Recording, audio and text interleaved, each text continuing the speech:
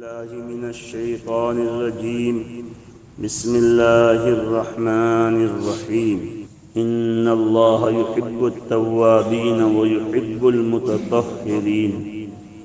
وقال النبي صلى الله عليه وسلم: الغسل يوم الجمعة واجب على كل محتلم، او كما قال صلی اللہ تعالی علیہ وسلم۔ معزز و مکرم سامعین کرام اور عزیز طلبہ، اللہ کے نبی صلی اللہ علیہ وسلم صحابہ کرام کو اور اپنی امت کو طہارت اور نظافت کی بہت زیادہ تاکید فرمایا کرتے تھے، اور آپ اپنے عمل سے، تعلیم سے طہارت اور نظافت کی ترغیب دیا کرتے تھے۔ طہارت کا معنی ہے پاک ہونا، اور نظافت کا معنی ہے صاف ہونا۔ دونوں چیزیں اسلام میں مطلوب ہیں کہ ایک مسلمان پاک بھی رہے اور صاف بھی رہے۔ چنانچہ بعض روایتوں میں طہارت سے متعلق بھی یہ کہا گیا ہے کہ طہارت ایمان کا حصہ ہے، اور نظافت سے متعلق بھی کہا گیا ہے کہ النظافت شطر الایمان، نظافت اور صاف رہنا یہ بھی ایمان کا حصہ ہے۔ یہ افسوس کی بات ہے کہ ہمارے مسلمانوں میں طہارت کا تو اہتمام ہے، الحمدللہ، پاک رہنے کا اہتمام ہے کسی نہ کسی حد تک، لیکن صاف رہنے کا اہتمام نہیں۔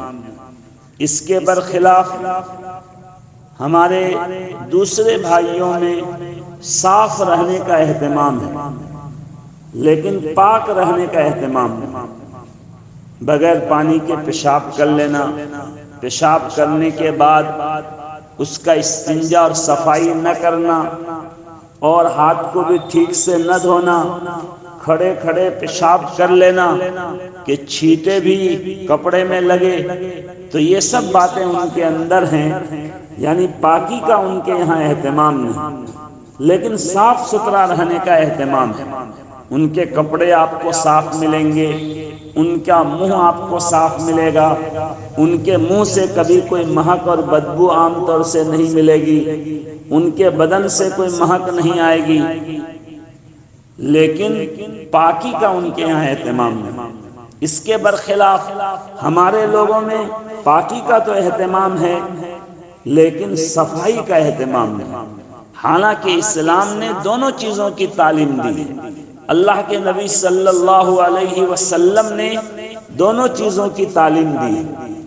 اور ہم وضو کے بعد جو دعا پڑھتے ہیں جس کا آخری حصہ ہے ان اللہ یحب التوابین ویحب المتطہرین، اللہ توبہ کرنے والوں کو بھی پسند فرماتے ہیں کہ توبہ سے اندر کی صفائی ہوتی ہے، گناہ صاف ہو جاتے ہیں، گناہ معاف ہو جاتے ہیں، تو انسان کا باطن صاف ہو جاتا ہے، اور اللہ بہت زیادہ پاک رہنے والوں کو بھی پسند کرتے ہیں۔ یہاں طاہرین نہیں کہا گیا، متطہرین کہا گیا، کہ اتنا زیادہ آدمی پاک رہے کہ پاکی کے ساتھ صفائی بھی ہو۔ اسی وجہ وضو میں ایک ایک عضو کو تین تین مرتبہ دھونے کا حکم دیا گیا، دھونے کی تاکید کی گئی، تین تین مرتبہ ہر عضو کو دھونا، یہ سنت ہے۔ حالانکہ ایک مرتبہ دھونے سے بھی پاکی حاصل ہو جاتی ہے، جو حکمی ناپاکی جس کو حدث کہتے ہیں اس کو زائل کرنے کے لیے ایک مرتبہ دھونا بھی کافی ہے، لیکن پھر بھی اللہ کے نبی صلی اللہ علیہ وسلم کا اپنا معمول، صحابہ کرام کا معمول، امت کے لیے تعلیم اور تاکید اسی کی ہے کہ تین تین مرتبہ اعضائے وضو کو دھوئے، اور علماء نے لکھا ہے کہ اعضاء کو مل مل کر دھوئے تاکہ اس میں کوئی میل باقی نہ رہے۔ اسی طرح سے اللہ کے نبی صلی اللہ علیہ وسلم جمعہ کے دن خاص طور سے غسل کی تاکید فرمائی ہے۔ ایک زمانے تک جمعہ کے دن غسل کرنے کو آپ نے ضروری قرار دیا تھا، اور جمعہ کے دن غسل کرنے پر اجر، ثواب، فضیلت بتائی گئی، اور من غسل واغتسل کہا گیا کہ خود بھی غسل کرے اور اپنے کپڑوں کو بھی دھوئے، اپنے بالوں کو بھی دھوئے، اہتمام کے ساتھ دھوئے۔ دو دو لفظ یہاں تاکید کے لیے ہے کہ اہتمام کے ساتھ غسل کرے، کہ سر بھی دھوئے۔ جو بڑے بال رکھتے ہیں وہ ہمیشہ سر نہیں دھوتے، عورتیں ہمیشہ سر نہیں دھوتی ہے، جلد بازی ہوتی ہے تو سر کھولتی بھی نہیں ہے، بدن پر پانی بہا دیتی ہے۔ تو جمعہ کے دن یہ حکم ہے کہ سر بھی دھو، بدن بھی دھو، کپڑے بھی دھو۔ لہذا یہ نظافت کی بھی تعلیم ہمارے نبی صلی اللہ علیہ وسلم نے دی ہے۔ لیکن افسوس کی بات ہے کہ ہم طہارت کو جتنی اہمیت دیتے ہیں، نظافت کو اتنی نہیں، تو کچھ نہ کچھ تو اہمیت دیں۔ لیکن آج ہمارے مسلمانوں کی نشانی بن گئی ہے گندا رہنا۔ اگر کوئی گلی بہت گندی نظر آ رہی ہے، نالے گندے پڑے ہوئے ہیں، تو لوگ سمجھتے ہیں کہ یہ مسلمان آباد ہوں گے، یہاں پر یہ مسلمانوں کی گلی ہوگی۔ شہروں میں جو ہے قریب میں غیر مسلم لوگوں کی گلی ہے، وہ صاف ستھری آپ کو ملے گی، اور مسلمانوں کی گلی ہے تو وہاں جگہ جگہ کچڑے ملیں گے، گندگی ملے گی، بدبو ملے گی، نالے بھرے ہوئے ملیں گے۔ یہ سب باتیں آج ہمارے اندر آ گئی ہے، حالانکہ ہمارے نبی صلی اللہ علیہ وسلم نے ہمیشہ نظافت کی تاکید فرمائی اور نظافت کا حکم فرمایا۔ اسی لیے ہمیں چاہیے کہ ہم پاکی کے ساتھ صفائی کا بھی اہتمام کریں۔ جس طرح پاک رہنے کو ضروری ہم سمجھتے ہیں، اسی طرح صاف رہنے کو بھی ہم ضروری سمجھیں۔ اور صاف رہنے کا مطلب کہ ہمارا بدن بھی صاف ہو، ہمارے کپڑے بھی صاف ہوں، ہمارا منہ بھی صاف ہو۔ اسی لیے ہمارے نبی صلی اللہ علیہ وسلم خود مسواک کا بہت زیادہ اہتمام فرماتے تھے، اور امت کو بھی اس کی جو ہے تاکید کیا کرتے تھے۔ آپ نے فرمایا مسواک یہ اللہ کی رضامندی کا ذریعہ ہے، منہ کی صفائی کا ذریعہ ہے۔ آپ نے فرمایا اگر اب میری امت پر مشقت کا اندیشہ نہ ہوتا تو میں ہر نماز کے ٹائم مسواک کرنے کو واجب کر دیتا۔ سنت تو ہے ہی، لیکن آپ نے فرمایا واجب اور ضروری کر دیتا، لیکن سوچا کہ امت مشقت میں نہ جو ہے پڑے۔ حدیث میں آتا ہے کہ اللہ کے نبی صلی اللہ علیہ وسلم مسواک اتنا اہتمام سے کرتے تھے کہ زبان کی اس طرح صفائی کرتے کہ اڑ اڑ کی آواز آنے لگتی۔ ظاہر ہے جب حلق تک آدمی مسواک کو لے جا کر صفائی کرے گا، زبان پر مسواک سے رگڑائی کرے گا، تو ایک متلی جیسی کیفیت، الٹی جیسی آواز آنے لگے گی۔ یہ صحیح صریح حدیثوں میں اللہ کے نبی صلی اللہ علیہ وسلم کے مسواک کرنے کی کیفیت بیان کی گئی کہ اتنا زیادہ آپ منہ کو صاف رکھتے تھے۔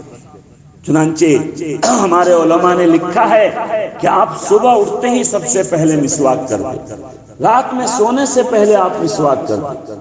علامہ ابن حمام رحمۃ اللہ علیہ نے لکھا ہے کہ صرف نماز اور وضو کے وقت مسواک کرنا سنت ہے، ایسا نہیں ہے، اس کے علاوہ بھی جو ہے سو کر اٹھنے کے بعد بھی مسواک کرنا مستحب ہے۔ اسی طرح دانت اگر پیلا ہو جائے تو مسواک کرنا مستحب ہے۔ بہت دیر بولنے کی وجہ سے یا بہت دیر خاموش رہنے کی وجہ سے بہت مرتبہ منہ میں گن اور ایک مہک پیدا ہو جاتی ہے، ایسے موقع میں مسواک کرنا مستحب ہے۔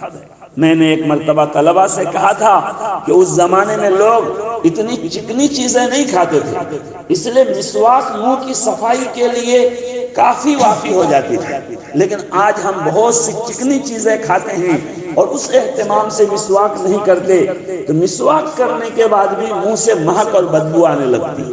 اسی لیے ہمیں چاہیے کہ مسواک بھی کریں اور ایک مرتبہ دن میں برش بھی کریں، کہ برش سے جو ہے منہ کی اچھی صفائی ہو جاتی۔ اور علماء نے لکھا ہے کہ برش کرنے سے بھی مسواک کی سنت ادا ہو جائے گی۔ ایک ہے مسنون مسواک کو استعمال کرنے کی سنت، اور ایک ہے نفس سواک کی سنت۔ مسنون مسواک تو لکڑی کے مسواک کو استعمال کرنے سے یہ سنت ادا ہوگی، لیکن آپ فقہ کی کتابوں میں پڑھے ہیں کہ اگر آدمی انگلیوں کو بھی رگڑ دے دانتوں پر تو مسواک کی سنت ادا ہو جاتی ہے، تو برش سے تو بدرجہ اولا ہو جائے۔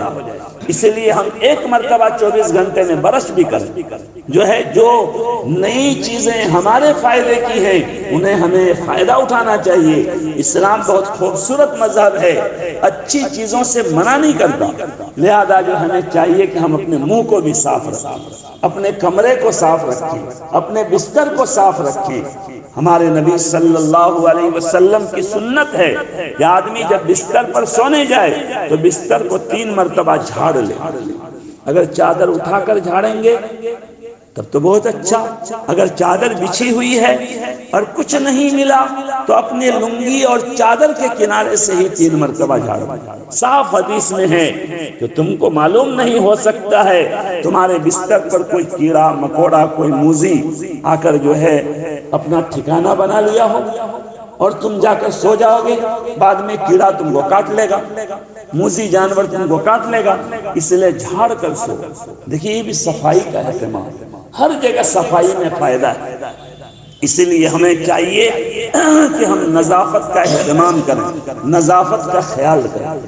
یہیں رک کر ایک اہم بات جو ہے میں بتانا ضروری سمجھتا ہوں کہ اللہ کے نبی صلی اللہ علیہ وسلم استنجا کے لیے ڈھیلے بھی استعمال کیا کرتے ہیں، لیکن پہلے آپ کے گھر میں استنجا خانہ بنا ہوا نہیں تھا، بیت الخلا بنا ہوا نہیں تھا۔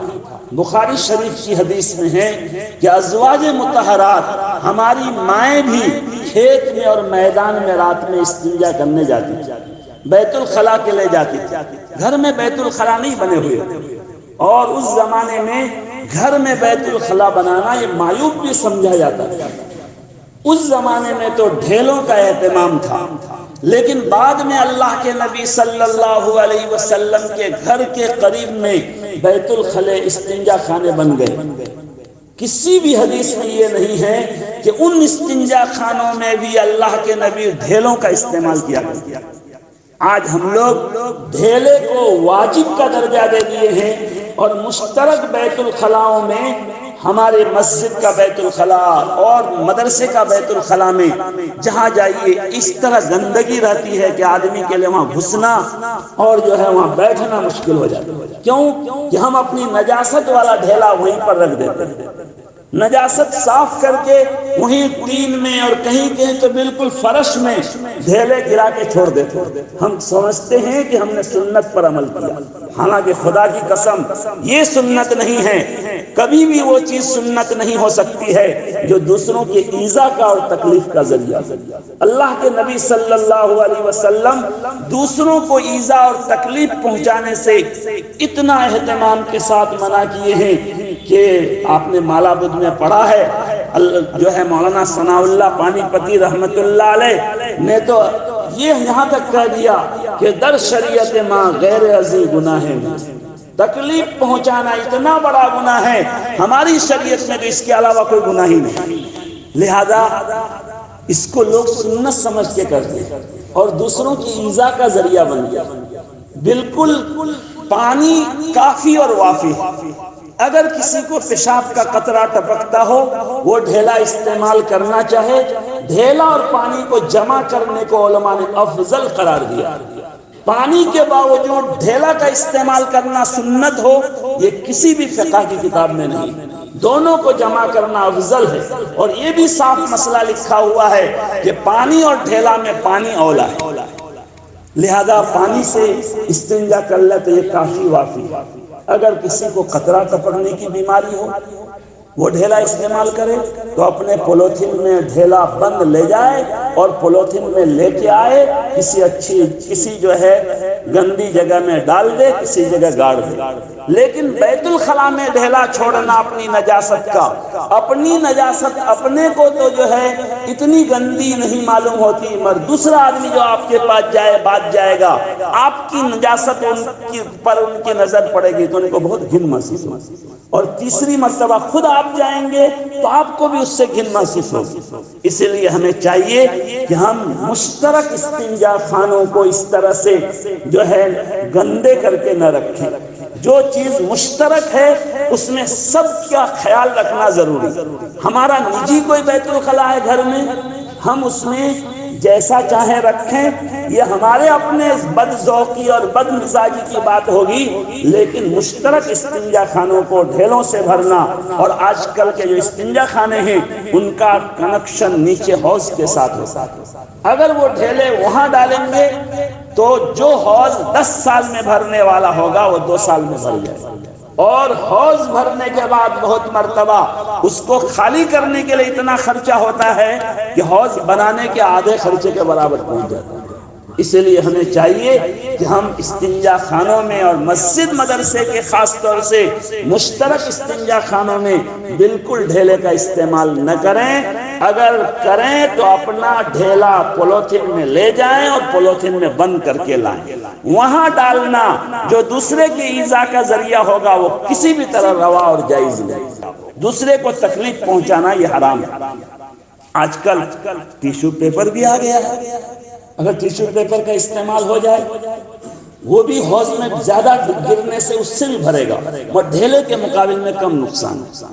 اور اس سے بہتر ہے کہ اگر کسی کو قطرہ ٹپکنے کی شکایت ہے تو لنگی بدل لے، جو ہے استنجا کا کپڑا الگ رکھے، استنجا کے لیے الگ لنگی کا انتظام کرے، جو کرے وہ ان کا معاملہ ہے، لیکن مشترک استنجا خانوں میں جو ہے ڈھیلوں کو ڈھیر کرنا اور گندے ڈھیلوں کو جمع کرنا اور حوض کے بھرنے کا ذریعہ بننا یا دوسروں کی تکلیف کا ذریعہ بننا، یہ کسی بھی جو ہے طرح جائز نہیں ہے، سنت ہونا تو دور کی بات۔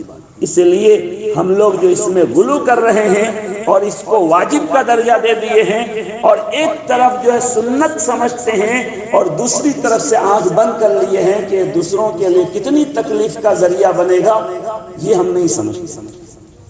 ہمارے ایک مولانا صاحب ہیں مرکز المعارف میں، انہوں نے اپنے گھر کا واقعہ بتایا کہ ایک صاحب ہمارے گھر میں آئے اور اندر استنجا کرنے کے لے گئے، اور اس کے بعد ڈھیلا جو ہے کلوف لے کر ہمارے گھر ہی میں جو ہے وہ گھومنے لگے۔ تو انہوں نے کہا، میرے ابا نے کہا، بھائی گھر میں عورتیں ہیں، بچے ہیں، اور آپ یہ اس طرح بٹن دبا کے گھوم رہے ہیں گھر میں، یہ کیا طریقہ ہے آپ کا؟ دیکھیے یہ بہت مردہ کرتے ہیں، سنت پر عمل کر رہے ہیں، بٹن دبائے گھومتے رہتے ہیں سب کے سامنے، اور اس کو سنت سمجھتے ہیں۔ اتنا بے ڈھنگا کبھی سنت نہیں ہو سکتا۔ کلوف استعمال کرنا ہے اگر تو جو ہے وہیں کھڑے رہیے، پردے میں کھڑے رہیے، جو ہے سب کے سامنے اس طرح بے ڈھنگا پن کھڑا ہو کے گھومنا اور اس کو سنت کا درجہ دینا، یہ بہت ہی عجیب و غریب بات ہے۔ اس لیے ہمیں ان چیزوں کا خیال رکھنا چاہیے۔ ہم اگر جو ہے ڈھیلا کا استعمال کرنا چاہیں، ڈھیلا اور پانی دونوں کو جمع کرنا افضل یقیناً ہے، اس افضل پر عمل کرنا چاہیں تو کسی کو تکلیف نہیں پہنچا سکتے۔ اپنا پولیتھین میں ڈھیلا لے کر جائیں اور اس گندا ڈھیلا کو پھر لے کے آئیں اور لے کر آ کر پھر جو ہے کہیں گاڑ دیں، کوئی گندی جگہ میں ڈالیں۔ اچھا ایسا بھی ہوتا ہے کہ آج کل لوگ ڈھیلا بھی چوری کرتے ہیں اور سنت پر عمل کرتے ہیں۔ کسی کے کھیت سے ڈھیلا جو ہے بورا بھر بھر کے لاتے ہیں۔ آج کل مٹی کی بھی قیمت ہو گئی ہے۔ کسی کے کھیت میں کھاد والی، ابھی کچھ سالوں پہلے ہمارے پڑوس میں ایک زمین والے نے شکایت کی کہ حضور دیکھیے میں اتنا جو ہے کھاد ڈالا ہوں اور فلاں صاحب جو ہے یہاں سے 2 بورا ڈھیلا اٹھا کے لے کے چلا گیا، ہمارا کھاد والا جو ڈھیلا ہے۔ تو بہت مرتبہ ایسا ہوتا ہے، وہاں زمین والے سے بھی اجازت لینی پڑے گی۔ اللہ کے نبی صلی اللہ علیہ وسلم نے ایک مرتبہ کوڑا کرکٹ ڈالنے کی جگہ استنجا فرمایا تھا، اور اس مرتبہ جو ہے کھڑے ہو کر آپ نے تکلیف کی وجہ سے استنجا کیا تھا۔ زندگی میں ایک مرتبہ جو ہے جواز بیان کرنے کے لیے پریشانی اور مجبوری کی وجہ سے آپ نے کیا تھا، تو علماء کرام نے یہ مسئلہ بھی جو ہے اٹھایا کہ وہ زمین تو دوسرے کی تھی، اجازت لیے تھے کہ نہیں؟ پھر لوگوں نے کہا یہ عام زمین تھی، سرکاری زمین تھی، مشترک زمین تھی، ایسی جگہ میں اجازت ہے۔ بتائیے اگر کسی کے کھیت میں، کسی کے زمین میں اگر ملکیت کی زمین ہے اور عام استعمال کے لیے نہیں، استنجا کرنے کے لیے اجازت کا مسئلہ اٹھ گیا، تو وہ کسی کے زمین سے بورا بورا ڈھیلا بھر کے لانا یہ کیسے صحیح ہو؟ اس لیے جو ہے ڈھیلا اور پانی کو جمع کرنا افضل ہے، لیکن ڈھیلا اس طرح استعمال کرنا کہ دوسرے کے کھیت سے بغیر اجازت کے بورا بھر کے ڈھیلا لانا یہ جائز نہیں۔ اسی طرح سے استنجا خانوں میں اپنی نجاست والے ڈھیلوں کو ڈال کے آنا کہ دوسرے لوگ بعد میں جائیں تو ان کے لیے تکلیف کا ذریعہ ہو، یہ حرام ہے دوسرے کو تکلیف پہنچانا۔ اور مشترک استنجا خانوں میں، مسجد مدرسے کے استنجا خانوں میں کوئی ایسا کام کرنا جو دوسرے لوگوں کے لیے تکلیف دہ ہو، یہ کسی بھی طرح صحیح نہیں۔ اپنا نجی گھر کا استنجا خانہ ہے، اس میں آپ کو اگر جو ہے آپ کا ذوق ہی، چونکہ ذوق صاحب دلی میں مر گئے ہیں جو ہے، اسی لیے جو ہے اگر ذوق مر گیا ہے تو آپ نجی استنجا خانہ میں جو کرنا چاہیں کریں، لیکن مشترک استنجا خانوں میں ان چیزوں کا خیال رکھنا چاہیے۔ اللہ تعالی ہم سب کو کہنے سننے سے زیادہ سمجھنے اور اس پر عمل کرنے کی توفیق عطا فرمائے۔ وآخر دعوانا ان الحمد للہ۔